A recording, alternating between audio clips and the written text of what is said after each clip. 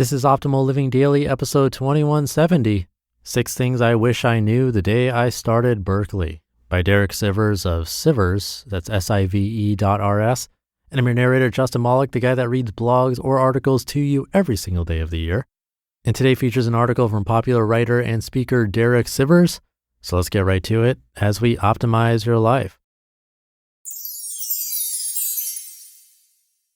6 Things I Wish I Knew the Day I Started Berklee, by Derek Sivers of Sivers, Sive.rs.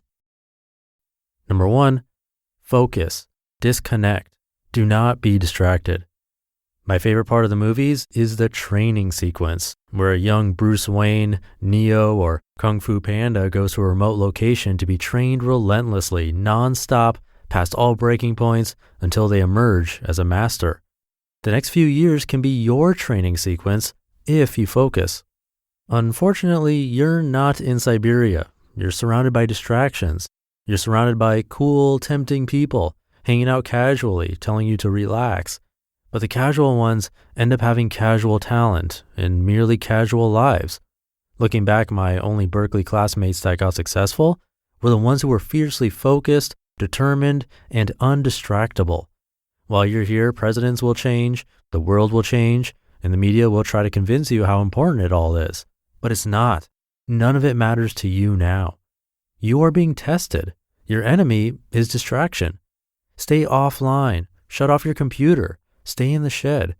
When you emerge in a few years, you can ask someone what you missed, and you'll find it can be summed up in a few minutes. The rest was noise you'll be proud you avoided. Focus. Disconnect. Do not be distracted. This is your number one most important challenge. If you master focus, you will be in control of your world. If you don't, it will control you. Number 2, do not accept their speed limit. You don't get extreme results without extreme actions. Berklee classes set a pace the average student can keep. If you want to be above average, you must push yourself to do more than required. There's a martial arts saying, quote, "When you are not practicing, someone else is. When you meet him, he will win," unquote. If you're a writer, you should not only write a song a week, but spend twice as long improving it as you do writing it. Inspiration is a good start, but it's the diligence to make every note and every word perfect that'll really set you apart. Luckily, when I was 17, a few months before starting Berklee, I met a man named Kimo Williams who used to teach at Berklee and convinced me that the standard pace is for chumps. In just 3 intensive lessons, he taught me 3 semesters of Berklee harmony. So on opening day, I started in harmony 4. In 1 intensive lesson, he taught me the whole semester of arranging 1.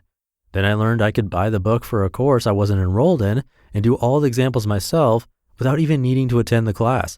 I could approach the department head and take the final exam for full credit. I did this for all the other requirements like arranging 2 and traditional counterpoint classes. I graduated Berklee in 2.5 years. Do not accept their speed limit. Blow away expectations. Number 3, nobody will teach you anything. You have to teach yourself. When I first arrived at Berklee, I was disappointed. My teachers weren't teaching me. I almost dropped out. I went home to Chicago and got accepted to Northwestern University. Then I realized their music program was more about memorizing the name of Bach's many children. So I came back to Berklee with gusto. I decided to squeeze every bit of knowledge out of this place. Nobody was going to do it for me.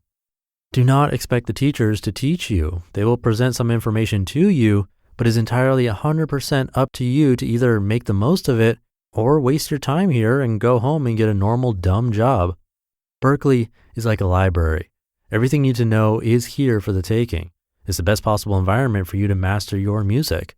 But nobody will teach you anything. You have to teach yourself. Number 4, learn from your heroes, not only theirs. When I was here, I wanted to be a great songwriter, among other things. Berklee songwriting courses are amazing. I learned so much about song crafting that made me look at all of my favorite music with a whole new insight and forever improve my own writing. But I remember a lyric writing teacher saying a good lyric needs to use all 5 senses. He'd say, quote, "Don't just mention your grandmother, describe the veins on the back of her hands. Don't just mention a bedroom, describe the smell of the dust on the curtains and the sound of the creaky stairs," unquote. So for years, I thought every lyric I wrote was unless it described all 5 senses. Then finally I noticed that my favorite lyrics by Nirvana or Talking Heads were abstract collages of evocative nonsense. My favorite glitchy electronic music by Bjork is nothing they'd ever teach in a Rock Arranging for Live Performance 1 class. So I finally realized the one important point I missed while here that I hope you don't forget. The teachers are taking their favorite music and using it to teach you techniques. Learn and appreciate those techniques. They're great. But if you only learn the techniques they teach you, you're only learning their favorite music. Never think their heroes are better than yours. You'll hear a lot about the greats, but whatever you love is great too. The same way they will break apart a Shania Twain hit song or a classic Charlie Parker solo to teach you the craft inside, you must learn how to break apart your favorite music and analyze it. I finally analyzed my favorite Nirvana and Talking Heads lyrics, finally analyzed the glitches and growls in Bjork's music, distilled their ingredients for my own reuse. Learn from your heroes, not only theirs. Number 5, don't get stuck in the past. While at Berklee, I felt I had to learn Donna Lee, the old bebop jazz standard, to be a good musician. Got a great gig going to Japan for a month with Victor Bailey on bass. He's one of the best bassists ever, who's played with Wayne Shorter, Joe Zawinul, Sonny Rollins, Sting, and more. He heard me playing Donna Lee a bit and said, "Man, jazz was all about inventing something new. For a musician 50 years later to be stuck in the 1950s would be like a 1950s musician being stuck in the 1900s. There's nothing cool about that." A couple weeks later, I was at the piano quietly working on one of my own songs, and for the first time he said, "Hey, wow, what is that? That's great, man. Can you show me?" Innovation is needed more than imitation.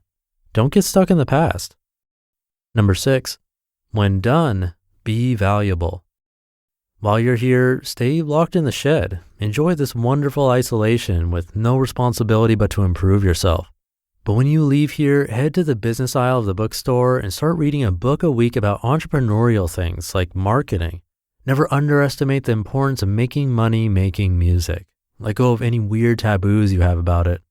Money is nothing more than neutral proof that you're adding value to people's lives. Making sure you're making money is just a way of making sure you're doing something of value to others.